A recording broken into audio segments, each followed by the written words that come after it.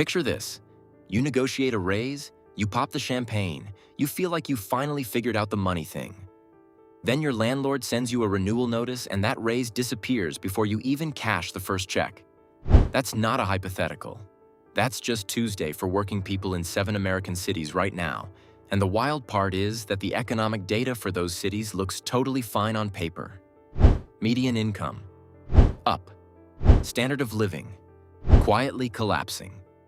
We're going city by city and exposing exactly how that trick works. Number 1, San Francisco, California. San Francisco's median household income clears over $130,000 a year, which sounds like everyone's winning until you find out a 1-bedroom apartment runs around $3,200 a month, and suddenly that number starts looking a lot less impressive. So here's how the trick works. A software engineer at a tech company gets a $40,000 raise, and their landlord reads the same headlines about the booming economy and bumps the rent $600 a month. The nurse who lives next door got a 3% raise, which is maybe $2,000 for the year, and she's now paying $7,200 more annually just to keep her apartment. The math doesn't work. It never worked. The Mission, the Excelsior, the Tenderloin, these neighborhoods aren't emptying out because residents upgraded to something nicer. They're driving 2 hours each way from Stockton because that's what's left. And San Francisco's poverty rate barely moved while all this median income growth was happening because the median was never measuring what you thought it was measuring. Number 2. New York City, New York. New York's median household income sits around $70,000, and on paper that sounds like a city where people are getting by okay.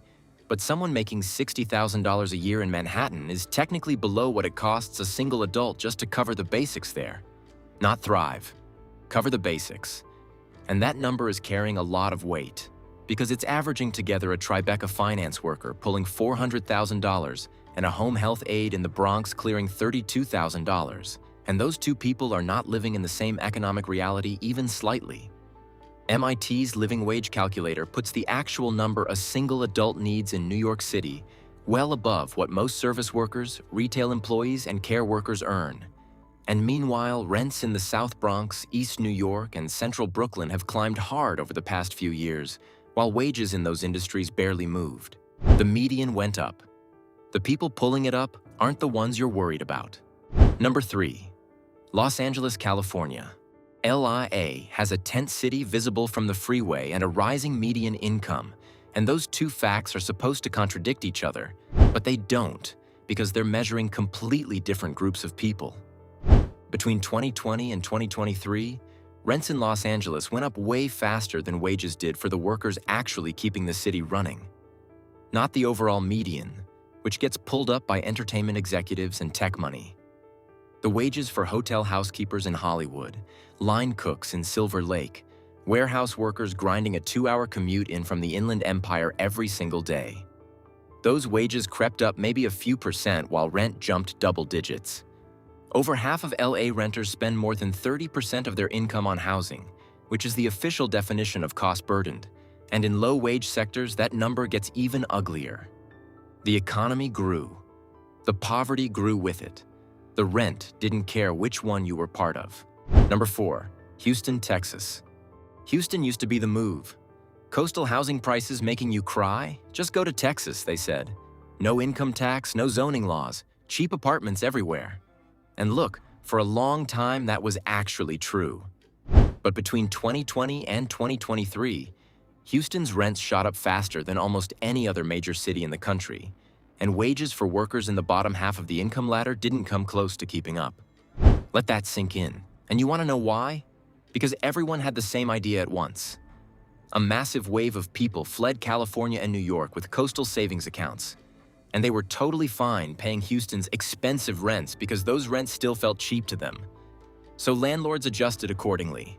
The refinery worker, the port worker, the hospital staffer who'd lived there for 15 years didn't get a California salary to go with the California rent prices that just landed on their block. Number 5, Denver, Colorado. 10 years ago, nobody was putting Denver on their relocation shortlist. Now it's one of the most expensive metros in the West, and the median income climbed right alongside the rent, so on paper, everything looks great. But the wage growth landed almost entirely in tech and finance, the sectors that moved in during the boom, and those workers started competing for apartments in neighborhoods where teachers and restaurant workers had lived for years. 5 Points, Globeville, Elyria, Swansea, those weren't luxury corridors, they were working neighborhoods, and they got priced out fast. Colorado consistently ranks among the worst states in the country for full-time workers who still can't afford a 2-bedroom apartment anywhere in the state. Not a nice apartment, any apartment. So the median income went up, and that's technically true. But the income growth belongs almost entirely to the people who moved in, and the housing cost increase got distributed to everyone who was already there. Number 6, Salt Lake City, Utah. Utah is supposed to be the responsible one. Fiscally sound, well-managed, growing fast but in a controlled way, and Salt Lake City's median income numbers look exactly like you'd expect from a boomtown doing everything right. But the poverty rate in Salt Lake City proper hasn't dropped the way those income numbers would suggest, and that gap tells you something real about who's actually capturing the growth. Salt Lake is a smaller market, so when tech companies and outdoor brands and finance firms all pile in at once, the housing supply gets overwhelmed fast. Rents climbed 30 to 40% over roughly 3 years, while wages for retail workers, food service staff, and warehouse employees crept up maybe 8 or 10%. You're not making that gap up with optimism. The rising median income isn't measuring people getting richer. It's measuring higher-earning newcomers arriving, and the workers who were already there are absorbing every dollar of the rent increase that came with them. Number 7, Boston, Massachusetts. Boston's median household income is somewhere in the top 5 of any major American city. And the number looks so good that most people just stop asking questions right there. But that income is basically being generated by biotech researchers, Harvard-adjacent finance people, and university workers pulling 6 figures, and it's getting averaged together with the MBTA driver, the hospital cafeteria worker, and the home health aide, who are all trying to rent a studio apartment in a city where a reasonable commute from a halfway decent neighborhood costs more than their entire monthly take-home. So those workers moved to Brockton, Lynn, and Lawrence, which aren't exactly booming cities themselves, and now they're spending 2 hours and a commuter rail ticket getting back into Boston every single morning, which means the raise they got in 2022 is literally funding the trip to the job that issued the raise. The data says Boston's thriving. The 5:47 a.m. train out of Lynn says otherwise.